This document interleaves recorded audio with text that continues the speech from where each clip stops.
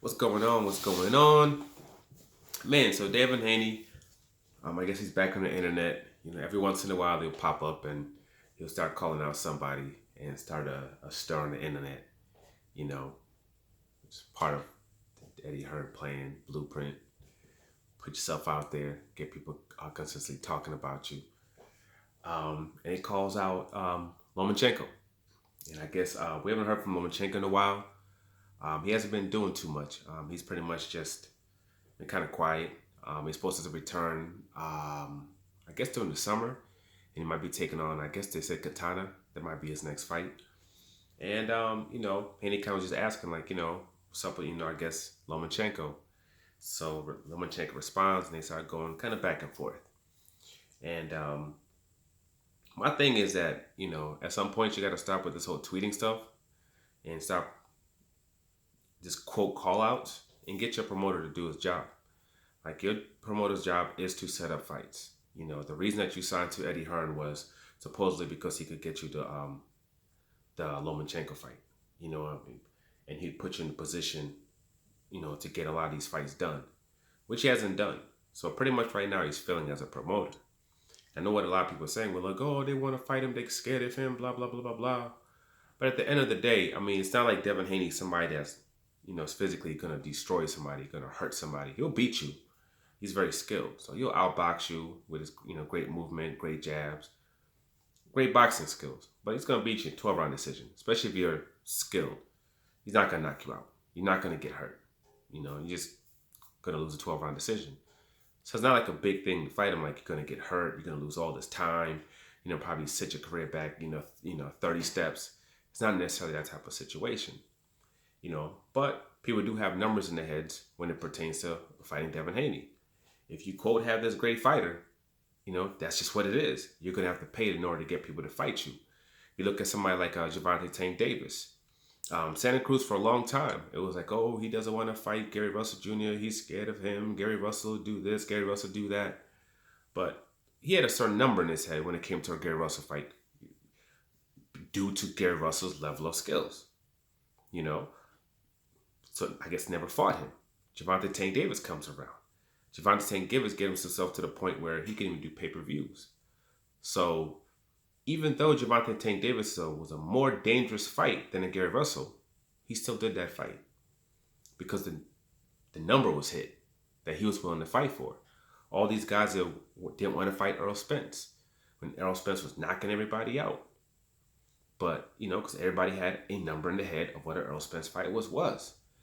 Errol Spence progressed, got himself to a certain space when he hit that number. That's when the Keith Thurman fight happened. Not the Keith Thurman, the Sean Porter fight happened. Mikey Garcia stepped up because he wanted that big payday and he knew that could happen. And he just fought Danny Garcia. All the guys were, quote, scared to fight him. But once he hit that space, he fought those guys. I mean, those guys fought him. Floyd Mayweather was the same way. Shea Mosley didn't want to fight him. Ricky Hatton didn't want to fight him. Oscar De La Hoya didn't want to fight him. None of these guys wanted to fight him. But as soon as he got into a certain place, got into a certain plane, into a certain space, they fought him. They fought him because I guess the juice was worth the squeeze. And when it comes to Devin Haney, put up the money. What did they pay? They paid $4 million to have Ramirez come over there to DAZN to fight Hooker. They paid $5 million to have Lomachenko come over there to fight Campbell. Okay, a fight that money that they should only gave up for him to fight Devin Haney. They should have paid Campbell money, step aside money. They should have gave him some bread, like, yo, because you know how grimy that, Eddie Hearn is. Give him some money.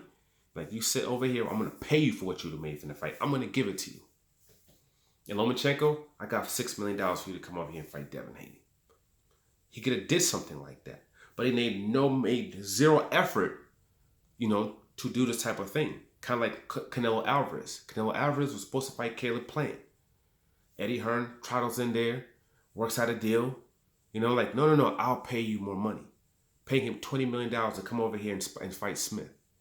Then paying him $20+ million to fight, he's getting to fight Yildirim. Then now he's fighting another Eddie Hearn fighter, not named Demetrius Andres, by the way. Somehow he was able to get Campbell also a Ryan Garcia fight. When it comes to certain fighters, he's able to get him these fights. But when it comes to Demetrius Andrade, it seems to be a problem. When it comes to Tevin Farmer, you tell him to not take a Tank fight where he would have made $2 million plus upside. You told him not to take that, and he fights Diaz for $500,000 and loses with no extension from DAZN. Didn't even use that thing as a leverage to get a deal from DAZN.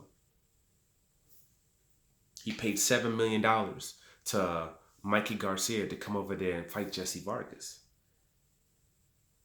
A fighter that was just coming off a loss, he paid him $7 million for that. Yet, how much has he offered Teofimo Lopez, who has 3 belts, who had just beat Lomachenko? He offers him the same amount of money he offered Ramirez to come over there and fight Hooker. Does that make any sense?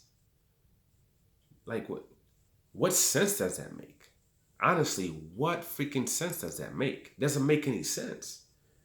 But when it comes to Devin Haney, though, we need the penny pinch. When it came to Gary Russell Jr., we need to make things all difficult and hard and come around with this BS, which seems as if it was a fight they really didn't want to do. And they don't do that fight, even though this kid supposedly needs a fight really, really bad. When it comes to Teofimo Lopez, we're going to offer him what we offered Ramirez? 3 belts coming to you onto your platform for undisputed. 2 of the top guys at 135 pounds fighting each other for undisputed on your platform, and all you offered him was $4 million. And he was able to then turn around and go get that $4 million and fight his mandatory. The amount of money he was going to be able to get. He went and got it. We just watched a fight between Canelo Alvarez and Yildirim that they paid $20 million from. You're trying to tell me that it wouldn't have been money well spent if you gave Teofimo $10 million and you had him fight Devin Haney for undisputed on DAZN? That wouldn't have been a big fight. It wouldn't have been a big fight if you give Charlo $10 million to come to DAZN to fight Demetrius Andrade for unification.